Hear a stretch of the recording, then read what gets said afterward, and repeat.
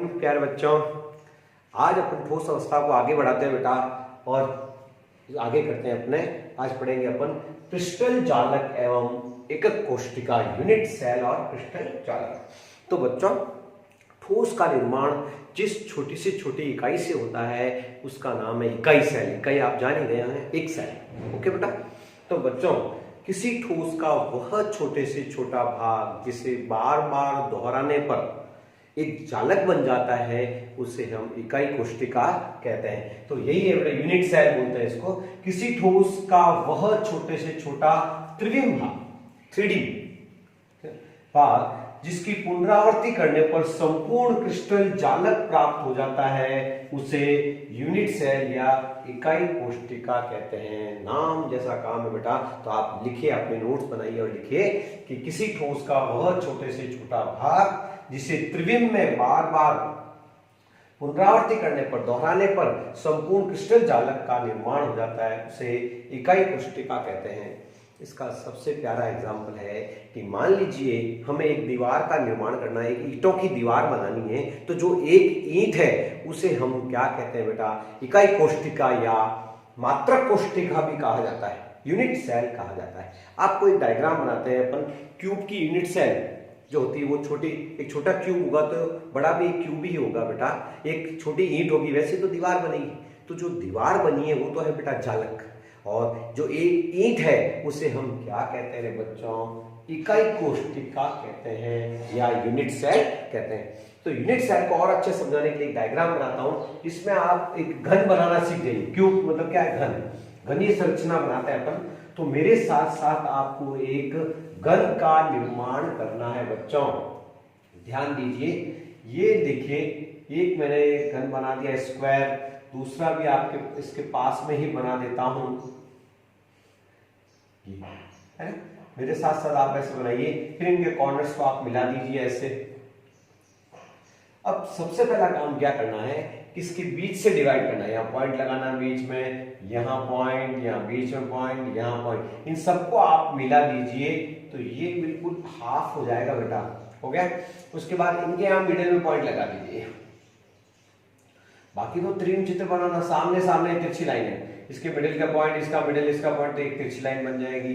इसमें के यदि मिडिल में पॉइंट लगाते हैं यहाँ, तो यहाँ पर भी एक लाइन बन जाएगी। प्यारे बच्चों, अब इस नीचे वाले पॉइंट से इस नीचे वाले पॉइंट को मिलाना है, बीच वाले पॉइंट से बीच वाले को मिलाना है, ऊपर वाले को इससे मिलाना है, इस आगे वाले को आगे वाले से मिलाना है, बीच वाले को बीच वाले से मिलाना है, इसको इससे मिलाना है। ओके। और उसके बाद में ये लाइन खींच देनी है बीच वाली, कोई दिक्कत नहीं होगी मेरे हिसाब से। अब बच्चों, ये तो है घनीय जालक, एक बड़ा जाल, इसके अंदर बहुत सारे घन छुपे, इकाई कोशिका कहाँ है, इसको अपन यहाँ गहरा करते हैं तो आपको उभर के एक चित्र नजर आ जाएगा, वो है आपकी मात्रक कोशिका। कोई भी एक घन एक लेकर के बेटा उसको गहरा कर लीजिए, आपको वो नजर आ जाएगी, एकक कोशिका नजर आ जाएगी। तो प्यारे बच्चों, एक घन है जिसको अपन ने गहरा कर दिया है, आप देख रहे होंगे कि एक घन नजर आ रहा है। और त्रिविम क्यों कहा, कि देखिए घन एक त्रिविम संरचना है। क्यों बेटा, त्रिविम में क्या होता है, एक्स, वाई और जेड तीन निर्देशांक होते हैं। ये एक्स एक्सिस हो गया, ये वाई एक्सिस हो गया और ये जेड हो गया बेटा। तो त्रिविम संरचना होती है 3D, एक्स वाई जेड तीन निर्देशांक के बच्चों। ये जो दूरियां कहलाती है अंतरक्षीय दूरियां, मान लीजिए इसको अपन ए माने, ये बी कहलाती है बेटा, ये सी। तो वास्तव में अक्ष की दूरियां ए बी सी, यहाँ क्या है, ए बी सी, अंतर अक्षीय दूरियां, inter axial distance, x axis बनाती है वाई एक्सिस और जेड एक्सिस बनाती है अंतरक्षीय दूरियां भी इनको। तो त्रिविम संरचना है बेटा। ये देखिए बच्चों, ये क्या है, यूनिट सेल, घनीय एकक कोशिका। क्या है, घनीय एकक कोशिका। और इस पूरे चित्र को आप क्या कहोगे, पूरा चित्र है घनीय जालक, घनीय जालक। तो आप क्रिस्टल जालक समझ गए होंगे कि जब इकाई जो है, एकल इकाइयां रिपीट होती है, पुनरावृत्ति होती है इकाइयों की, तो बड़ी एक जालक संरचना बनती है, उसे हम कहते हैं क्रिस्टल जालक। वास्तव में ये जालक बिंदु त्रिविम में मिलाने से बनते हैं। त्रिविम का मतलब होता है 3D। जालक बिंदु क्या होते हैं, जालक बिंदु देखना है तो अपन यहां बना देते हैं, यहां जालक बिंदु बना देते हैं।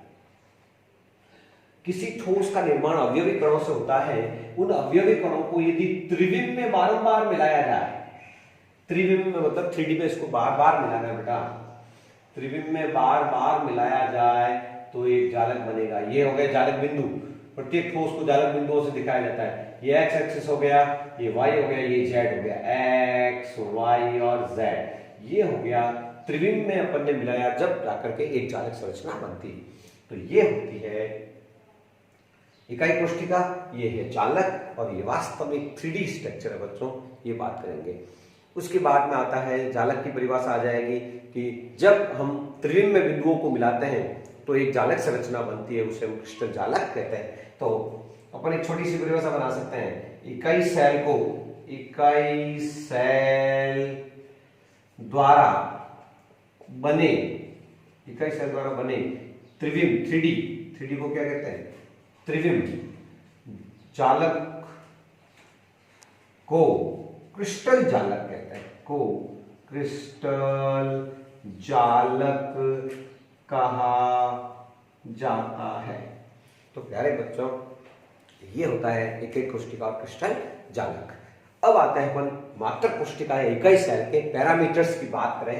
पैरामीटर्स का मतलब होता है कि उनकी लंबाई चौड़ाई एंगल वगैरह क्या होते हैं, उससे अपन आराम से निकाल सकते हैं। तो प्यारे बच्चों, अब पढ़ेंगे अपन इकाई सेल के पैरामीटर्स, इकाई सेल के पैरामीटर, इकाई सेल के पैरामीटर्स पढ़ेंगे अपन। इकाई सेल या यूनिट सेल मात्रक कोष्ठिका एक की बात है के पैरामीटर, पैरामीटर्स। तो प्यारे बच्चों, पैरामीटर अपनी भाषा में यदि कहें, सरल भाषा में यदि कहें तो नापचौक, नापचौक पता है तो फिर वो चीज पता चलता है, लंबाई चौड़ाई वगैरह क्या है वही बन जाता है। तो बच्चों, आपने कहा था ये जो दो बिंदुओं को जालक बिंदुओं मिले, ये एक्स एक्सिस हो गया बेटा, ये वाई एक्सिस हो गया, और ये क्या हो गया, जेड एक्सिस हो गया। प्यारे बच्चों, इसको डिस्टेंस को अपन ए कह दें, ये डिस्टेंस बी मान लें और ये सी मान लें, ठीक है बेटा। और ये हो गया आपके कौन सा, बी और सी पे अल्फा, ये बीटा और ये गामा।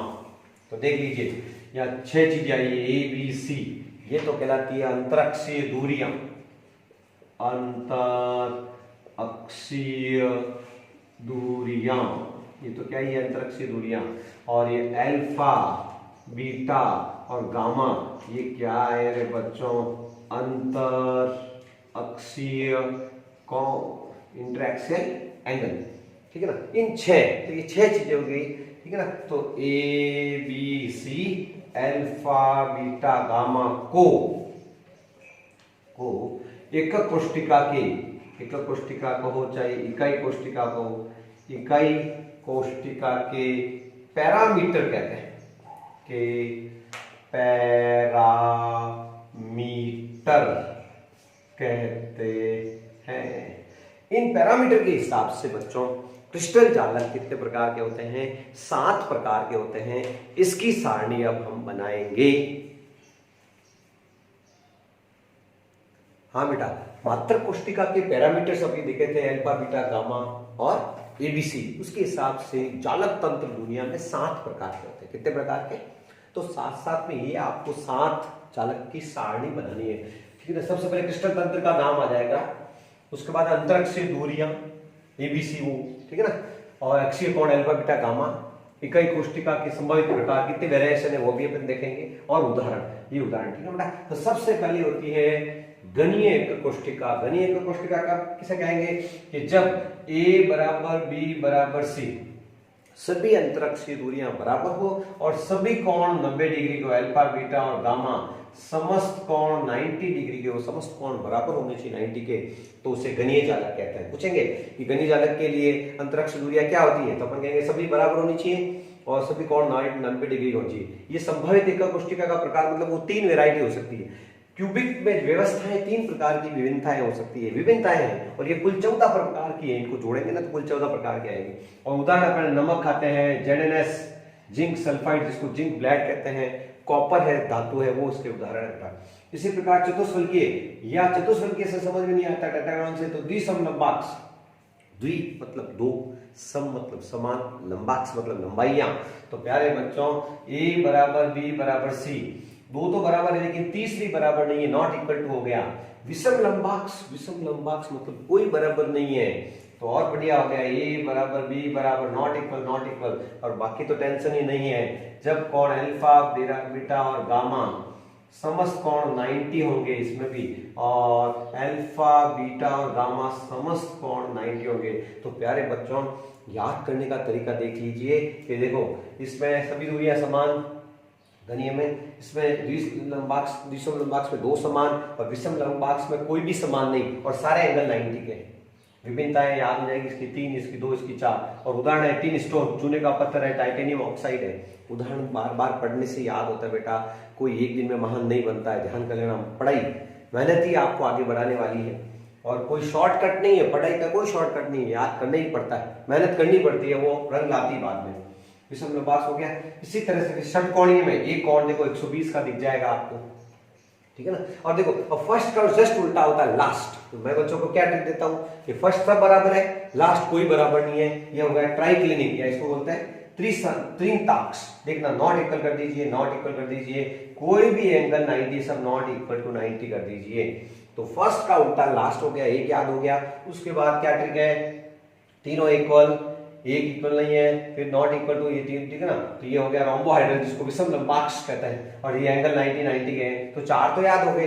फिर आता है षटकोणी में एक कोण 120 का होता है, बाकी 2 90 के होते हैं, तो याद हो गया ट्रिक से। और उसमें नॉट इक्वल टू है विषम लंबाक्स के बराबर। फिर त्रिकोणीय त्रिसमन्ताक्ष में तीनों समान लंबाई है, लेकिन कोण बराबर नहीं है, जरूरी नहीं है वो 90 हो, नहीं है, वो हो जाएगा त्रिसमन्ताक्ष। और एकंताक्ष जो होता है वो गंधक होती है, एकंताक्ष उसका उदाहरण है, ठीक है ना। और त्रिताक्ष में पोटेशियम डाइक्रोमेट इसका उदाहरण है, कॉपर सल्फेट है बच्चों।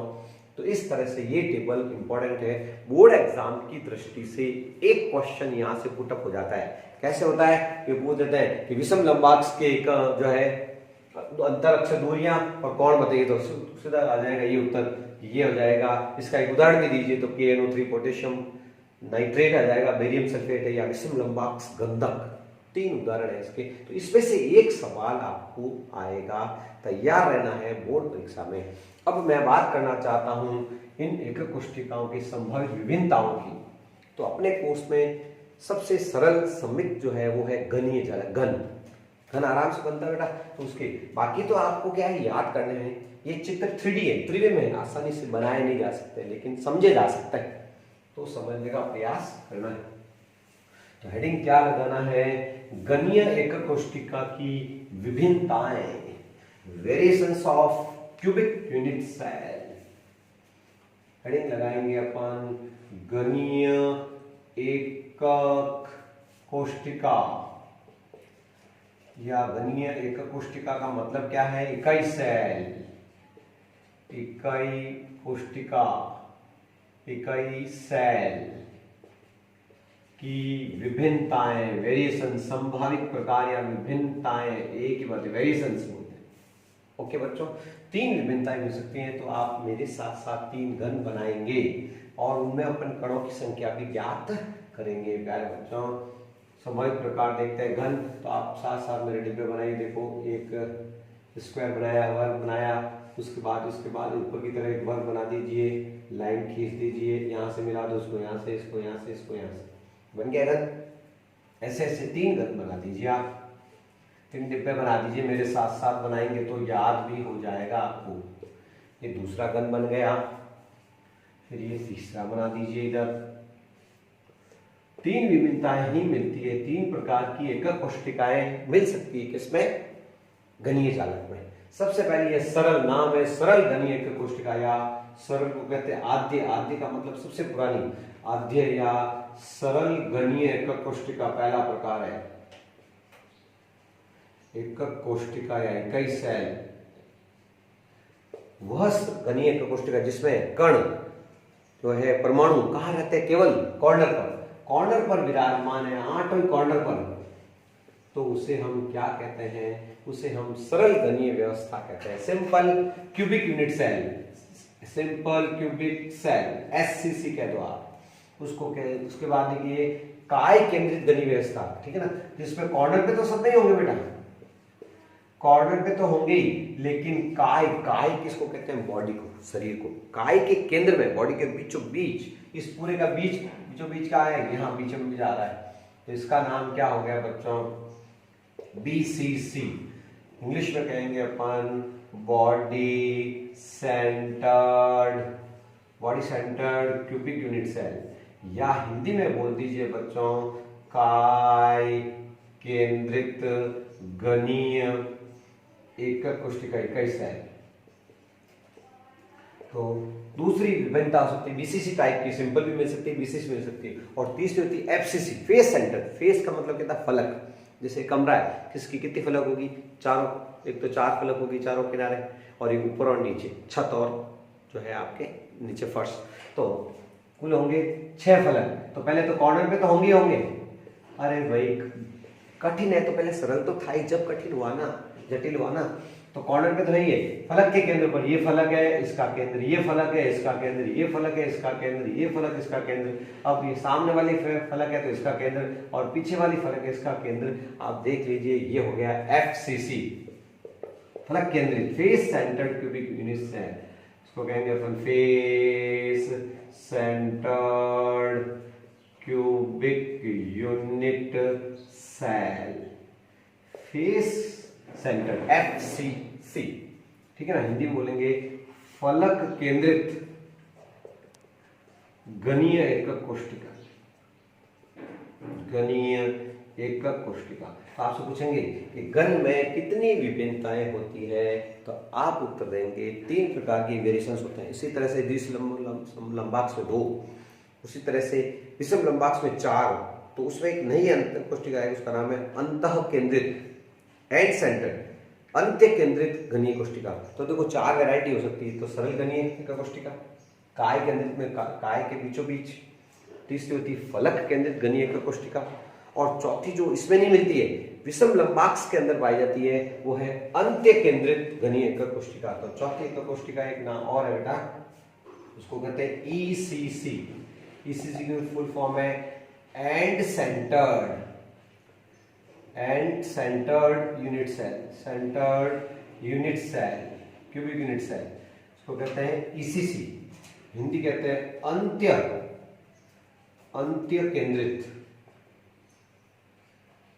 अंत्य केंद्रित गणीय एकक कोशिका, गणीय एकक कोशिका। तो इसके बारे में भी अपन अभी पढ़ते हैं, क्या होती है, ठीक है ना। तो एक बार आपने इनको व्यवस्थित कर दिया, लाइन लंबी आप कर देंगे, उसके बाद इनको वापस अपन बनाएंगे। तो अंत्य केंद्रित गणीय एकक कोशिका क्या होती है, मैं आपको डायग्राम से सिखाता हूं।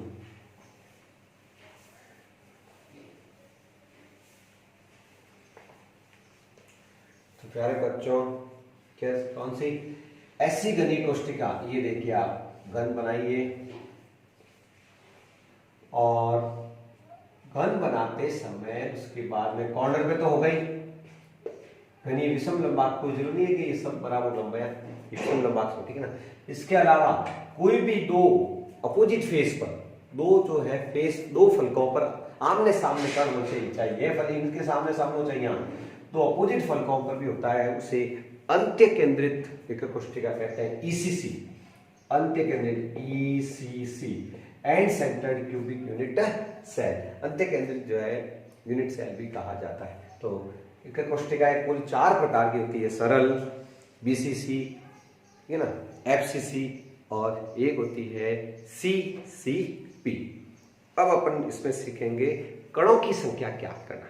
प्यारे बच्चों, जब भी कोई कण कॉर्नर पे होगा ना बेटा, किसी के जैसे कॉर्नर पे, तो ये देखो काफी भाग बाहर है, ठीक है ना, कॉर्नर पे, तो जब भी कोई कण कॉर्नर पे होगा, कॉर्नर पे स्थित, ध्यान रखना, कॉर्नर पर जब भी कोई कण कॉर्नर पर होगा तो उसका 8वां अंश ही उस मात्र कोशिका में आता है। देखो ये सब हिस्सा बाहर है, एक हिस्सा यहाँ आता, बाकी हिस्सा बाहर है, तो ये हिस्से बाहर रहेंगे, केवल 1/8वां अंश ही मात्र कोशिका में इकाई सेल का भाग होता है, इकाई सेल का भाग होता है।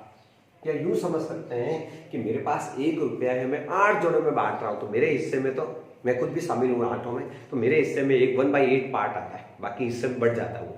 इसी तरह से कोई फलक पर कोई खिड़की फेस पर, तो वो खिड़की दो कमरों के बीच में, तो आधी इस कमरे की उधर आधी उस कमरे की, तो फलक वाला हमेशा आधे में डिवाइड हो जाता है। तो यदि कोई फलक केंद्रित कण हो,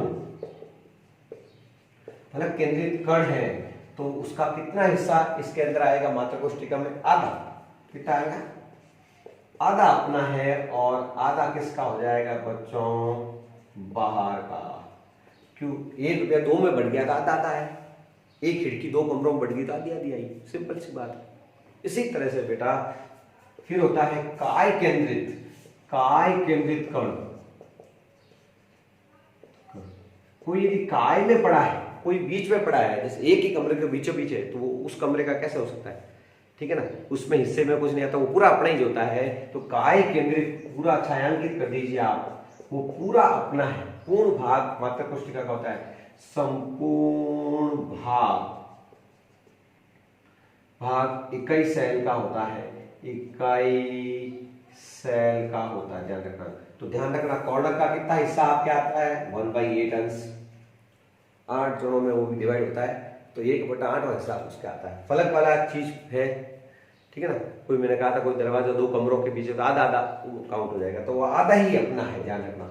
1/2 अंश हो जाएगा। और कोई काय केंद्रित कण है तो वो पूरा उस एक कोष्ठिका का होगा। इन नॉट पॉइंट की सहायता से, ये सारे नॉट पॉइंट है बेटा, मुख्य बिंदु, इन तीनों पॉइंट से अपन कणों की संख्या ज्ञात कर सकते हैं। तो आपसे पूछेंगे कि सरल घन में कणों की संख्या कितनी होती है, ठीक है ना, काय केंद्रित में कणों की संख्या कितनी होती है, तो आप आराम से ज्ञात कर सकते हैं। तो अपन करते हैं कणों की संख्या ज्ञात करना या परमाणुओं की संख्या ज्ञात करना। अब हम सीखेंगे क्या? परमाणुओं की संख्या ज्ञात करना। इकाई सेल में कणों के दो और परमाणु से मिलकर मानो, तो परमाणुओं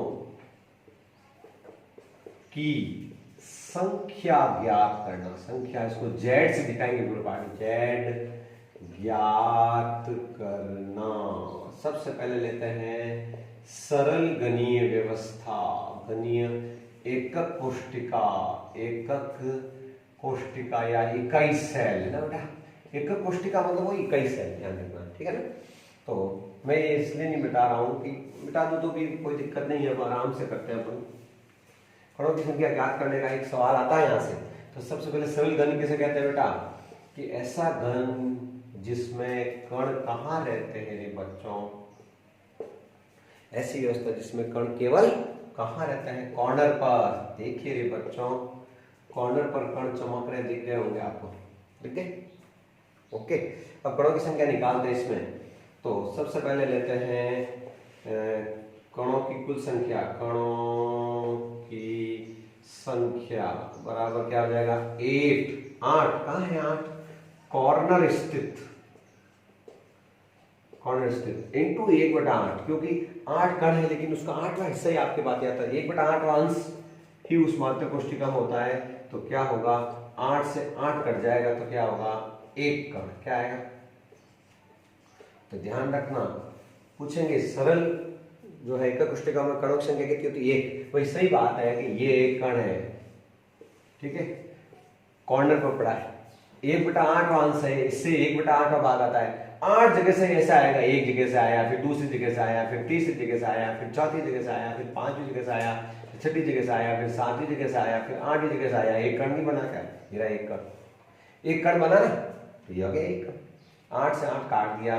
सरल घनीय एकक कोष्ठिका में कणों की संख्या कितनी होती है? तो क्या उत्तर होगा? 1 कण। दूसरा लेते हैं अपन काय केंद्रित व्यवस्था।